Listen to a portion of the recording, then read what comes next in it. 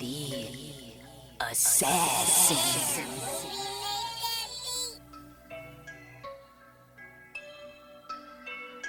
You know I break necks, call me Jack Tate.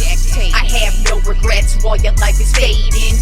I'm a crazy fuck equivalent to Satan. When I'm behind the mic, I feel like the greatest. You know I break necks, call me Jack Tate. I have no regrets while your life is fading. I'm a crazy fuck equivalent to Satan. When I'm behind the mic, I feel like the greatest. What up, y'all? You're listening to Sports Talk with Tropp, and I'm your host, Katie Tropp.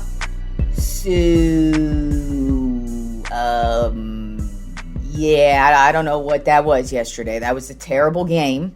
I will say, I told you I was rooting against New England in this one. I was rooting for Seattle in this one. So in the fourth quarter, I did have some fun with the way things were ending up.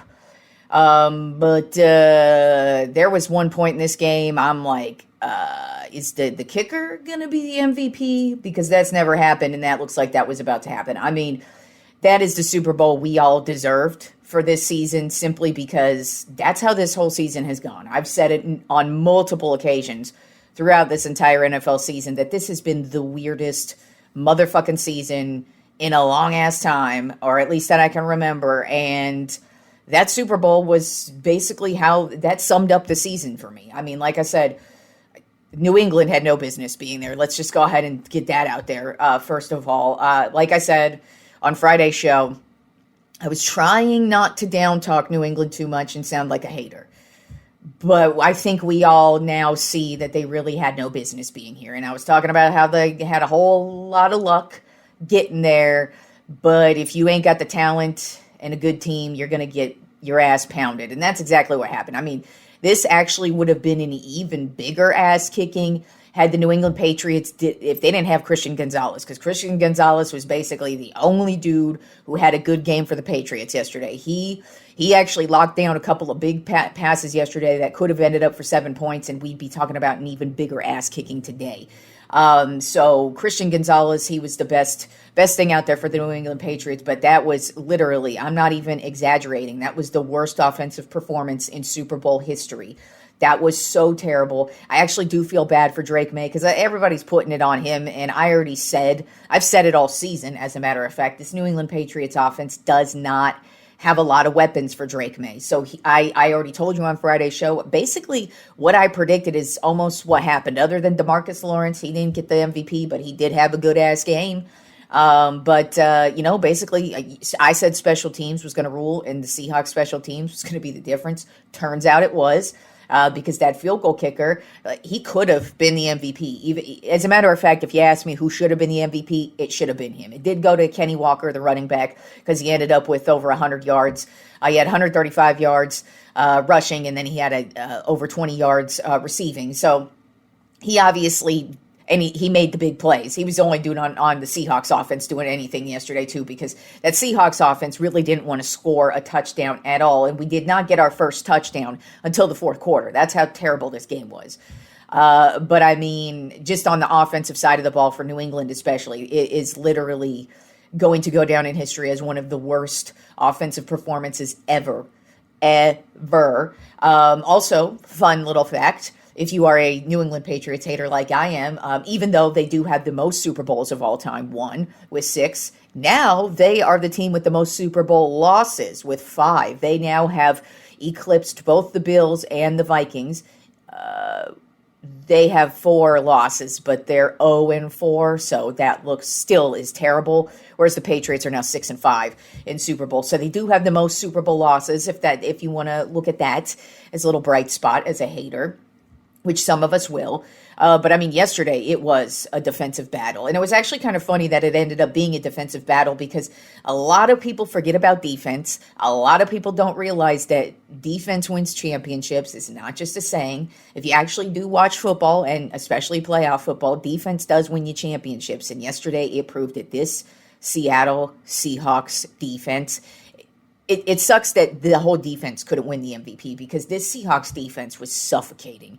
They would not let Drake May get a second. I mean, this New England defense or offense did not even get into Seattle territory until the fourth quarter. They played 3 quarters without even getting into Seattle territory, even to remotely sniff a field goal, let alone attempt a field goal. That's how killer the Seahawks defense was yesterday. They had 6 sacks, 2 interceptions, 2 forced fumbles, and 1 fumble that went for a touchdown. And it was insane to watch. It was awesome to watch, though, too. I love seeing defense like that. And don't get me wrong, the New England defense actually did show out as well. That Seattle offense, especially Sam Darnold, he had no time. Honestly, Sam Darnold, in my opinion, was just playing not to fuck up the game, especially once they got into the red zone. You could tell he was like, you know what? We just need these field goals. Our defense is going to handle it. If we just keep getting the points when we get into the red zone, we're going to win. And they did end up winning. They got the win 29-13. Like I said, the fourth quarter actually ended up pretty hilarious because New England actually hadn't even scored a point yet. My fingers were crossed that they were not going to score a point and be the only Super Bowl of all time that they don't score a point, but they did. They ended up with some points, so they saved themselves there. But in this fourth quarter sequence, though, after they scored their first touchdown, they're feeling themselves, and Seattle's defense is like hell to the no. They came back out, intercepted the ball, and then they came back out again, and just forced a fumble and ran it back for a touchdown. And really, Seattle was in control of this game from start to finish, and that was really just all it was. Like I said, Jason Myers, the kicker for the Seattle Seahawks, he actually has a Super Bowl record now. He went 5 for 5 on his kicks, and that is actually the most kicks a kicker has ever made in Super Bowl history with 5. So even though he didn't get MVP, which, like I said, that's who the MVP should have been. There were 3 quarters where it was 12-0. For Christ's sakes, this dude was the only one doing anything. So, but they weren't giving that MVP to a kicker. No way. But he did get a Super Bowl record, and he does get a Super Bowl win. So, congratulations to the Seattle Seahawks. What a turnaround for them. And congratulations to Sam Darnold. What a turnaround for him. But it was just, they dominated in all 3 phases of the game, all season long. This team was spectacular on defense. Very good on offense and spectacular on special teams. Even though Rashid Shaheed didn't really get a chance to do anything yesterday, like I said, Jason Myers, their kicker, went 5 for 5. So their special teams really came into play yesterday. Really is actually the reason why they won yesterday. Their punter, he was another dude who had a big game. Every time he came out to punt, he pretty much set the Patriots up way back. There was a couple of times where they were at like the 5-yard line, the 3-yard line, and shit was not going well for them. So this was an absolutely dominating game from the Seahawks. And the Patriots just looked terrible. And so, like I said, if you are a Patriot hater, you really had a fun time. Now, if you are just a person who doesn't really watch football, but you just watched the Super Bowl yesterday, you probably thought this was like the worst game of all time. And you are correct, because it was not really a good game just to watch. But that is how the season ends, and I'm not shocked, because it was a weirdo-ass season, and that is how it should end. And now it is on to the off-season. Actually, it's now on to the worst time of year for sports fans, called sports fan purgatory, where we have no football and we have no baseball. And then basketball is going to go here into the All-Star break here this coming weekend, and it's just going to be very, very quiet sports-wise. But now we are headed into the off-season. Free agency is going to be kicking off here in a couple of weeks. The draft is right around the corner in a couple of months. You're going to be hearing a lot about, we've already started hearing about what's going to happen with Max Crosby, what's going to happen with George Pickens, what's going to happen with a lot of players, Kirk Cousins. So there's going to be a lot, of course, in the offseason, but that was how this weirdo-ass season ended, Super Bowl 60. That is actually how it should have ended, is a weirdo-ass win that none of us predicted, with the New England Patriots shitting the bed like that. So that was Super Bowl 60, and that was the end of our 2025-2026 season. Weird. All the way weird, from week 1 all the way down to Super Bowl 60. All right, so let's move on to basketball and the Tropp 10 NBA Power Rankings this week, and we do have us, finally, a new number 1, because it's almost like I predicted this. I didn't want to predict this, but I did mention that basically the only way the Oklahoma City Thunder are going to really start falling for me is if they not only go on a losing streak, but if they lose SGA, that's going to be an issue. And unfortunately, SGA is injured. It doesn't look like it's going to be a big deal, but we don't know yet. But our new number 1 this week is the Detroit Pistons. Detroit basketball, y'all. They are 38-13 on the regular season, 7-3 in their last 10 games. This past week, they beat the Denver Nuggets, somehow lost to the Washington Wizards, and then kicked the crap out of the New York Knicks. And this team, I'm just telling you, all around excellent team. They are top 10 in all the offensive categories, and they are first in steals, first in blocks. I mean, they're just an overall excellent team. They're dominating the paint. Cade Cunningham, he's their superstar. He shows out every single game. You got Durant showing out every single game. And this Detroit Pistons team just keeps elevating themselves above every single team in the Eastern Conference and is even kicking the ass out of some teams in the Western Conference. So they are now the new number one, at least for this week, on the Tropp 10 NBA Power Rankings. Then at number 2, we have the San Antonio Spurs. They are 36-16 on the season. They are 7-3 in their last 10 games. This past week, they beat the Oklahoma City Thunder and the Dallas Mavericks twice. And, we can always focus on Victor Wembanyama, but I'm trying, because, I tend to watch a lot of Spurs games since I live here in Austin. I do catch a lot of Spurs games. I'm actually don't tell any Lakers fans, but I kind of root for the Spurs sometimes. I like to watch the Spurs. I've just always respected them. And I'm seeing a lot from some of these young cats that they got. And Stephon Castle, I've actually been a fan of his since last year. And I've looked at him and I'm like, man, this guy looks like he's going to be something. Not a lot of people are talking about him, but to me, he looks like he's going to be that dude.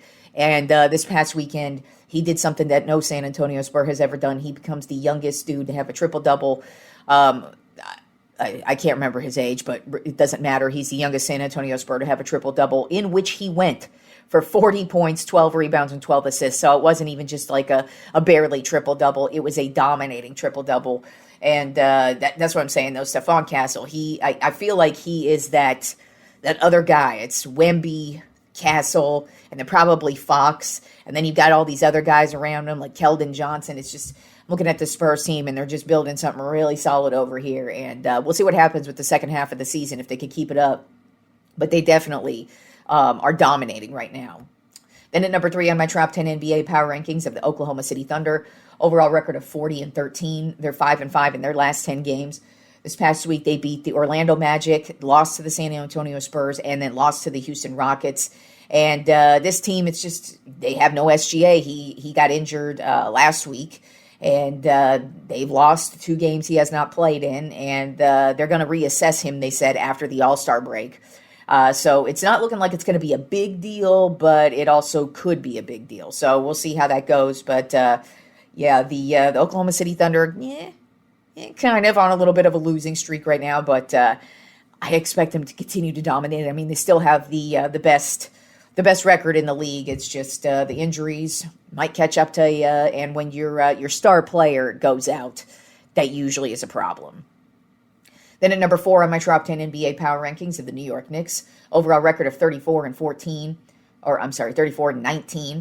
This past week they they are 9-1 in their last 10 games, and this past week they beat the Washington Wizards, the Denver Nuggets, finally lost to the Detroit Pistons. As a matter of fact, they got their asses beat by the Detroit Pistons, but they were on a 9-game winning streak up until that point, and then they beat the Boston Celtics yesterday. They basically got their revenge.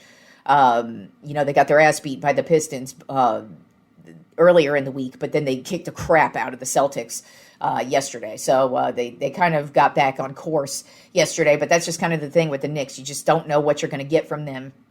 And even though they're on a 9-game winning streak, I kind of hesitated to put them in there, but I mean, you got to give them respect with what they're doing. And overall as a team, they just look really good. It's just, they have their down moments and they just look really bad when they have their down moments. But once again, like I continue to say about the Eastern Conference, it's pretty much the Detroit Pistons. That's really the only other team you got to worry about. And I feel like they could get through everybody else. So if they just keep on building throughout the season, they should be able to compete. But Detroit is definitely going to be difficult to beat. Then at number 5 on my Tropp 10 NBA Power Rankings, the Boston Celtics, overall record of 34-19. They're 7-3 in their last 10 games. This past week, they beat the Dallas Mavericks, the Houston Rockets, the Miami Heat, and then lost to the New York Knicks. They actually traded for Nikola Vucevic this week, and that's really just to shore up the paint, kind of take a little bit of pressure off of Brown so he could start to focus more on scoring rather than what he does in the paint.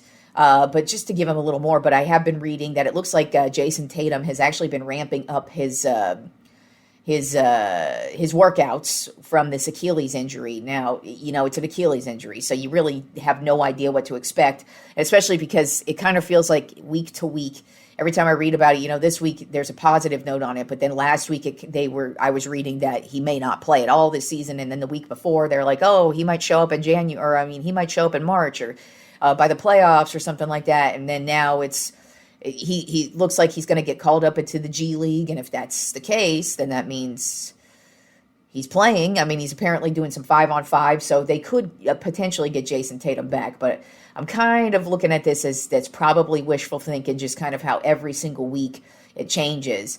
And I don't know if that's really just the media just kind of playing with things, or if that's just kind of how it is with this injury, where it's just like he moves forward and then he moves backward, or because it is an Achilles injury, you just never know. And he did get injured in the playoffs last year, so that was basically towards the end of the season, and so these are usually year-long injuries. So I think it's kind of a stretch to think he's going to be back this year, but at the same time, it kind of feels like there's a possibility he could end up coming back.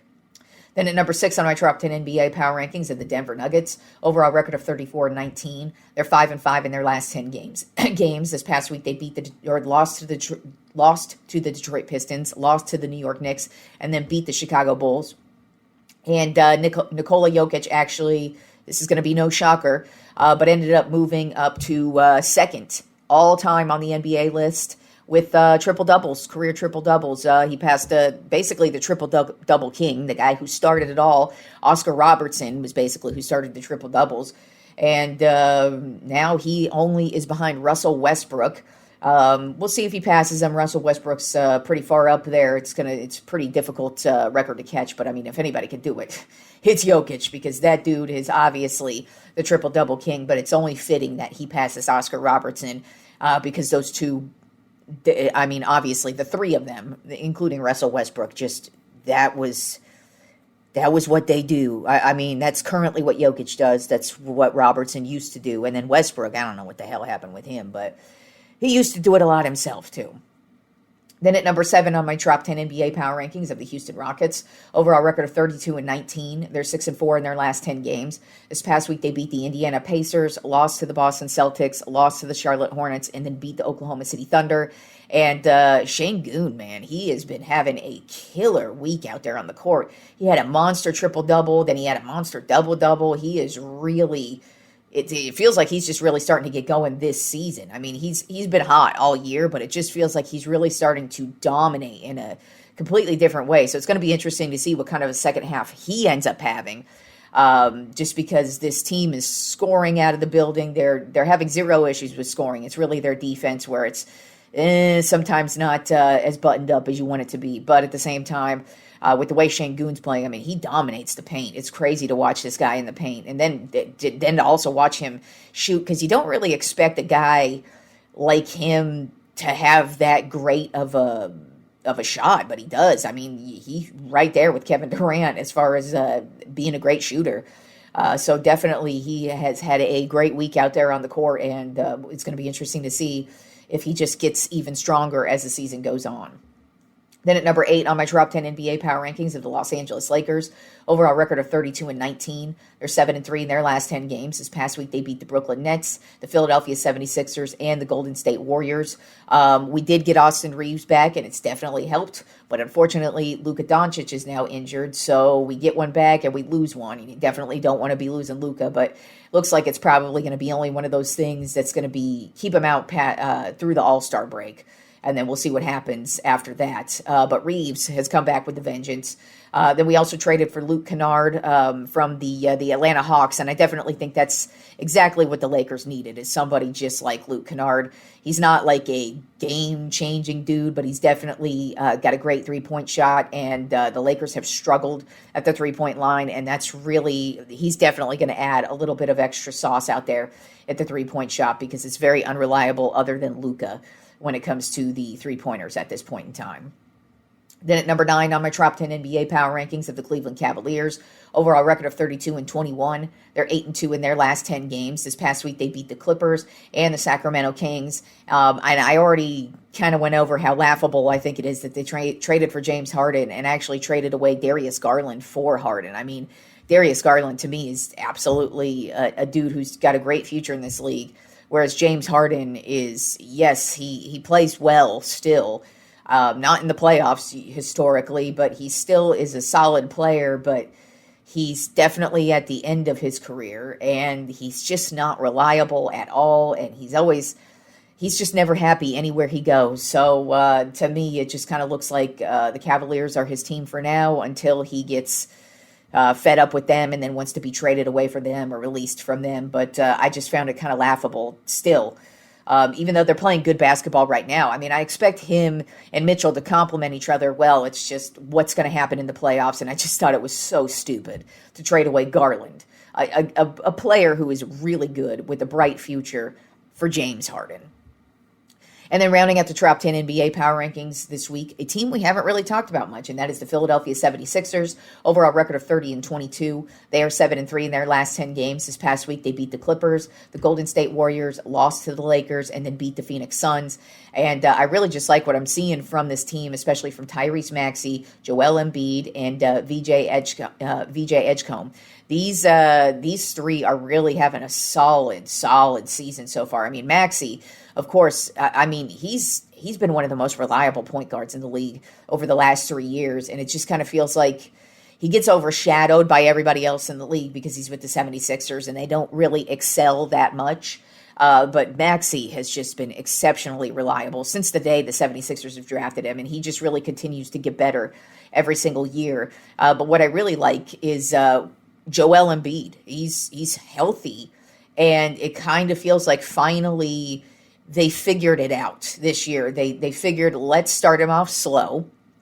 Let's work his way into the game and not get him in there too fast.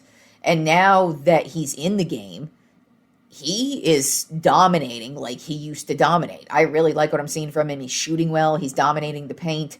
And if Embiid can stay healthy, I really, really, really want to see not only a great second half from him, but I would like to see what he could do in the playoffs and what kind of playoff run he could have. Because it's just, that's always been the story of Embiid's career. He's always dominating.